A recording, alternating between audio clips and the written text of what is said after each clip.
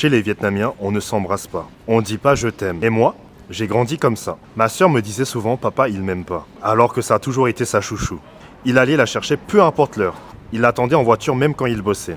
Il lui achetait des bonbons, il l'aidait dans ses projets, il la soutenait. Mais il n'y avait jamais de mots, jamais de câlins, juste des actes. Et ma petite sœur, elle voulait plus que ça. En tant que femme, elle avait besoin de tendresse et de mots.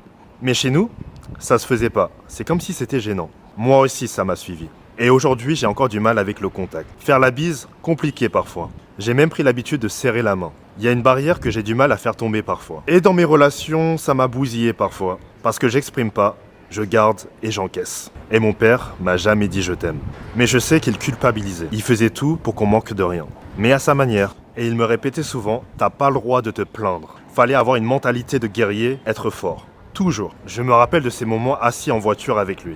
Il parlait pas beaucoup, on regardait dans le vide. Puis il se mettait à me faire des leçons de vie, des interdictions, des avertissements, un peu maladroits, mais c'était sa façon de transmettre. Aujourd'hui, j'apprends à mettre des mots là où il y avait que des silences. Parce qu'au final, on est nombreux comme ça, à ne pas savoir dire ce qu'on ressent, à donner les mauvais codes, à réagir bizarrement parfois en amitié ou en amour. Juste parce qu'on n'a jamais appris à s'exprimer. Il est temps de casser ce cycle. Parce que l'amour, c'est pas juste que dans les actions, c'est aussi dans les mots. Et nous, notre génération, a la chance de pouvoir faire les deux.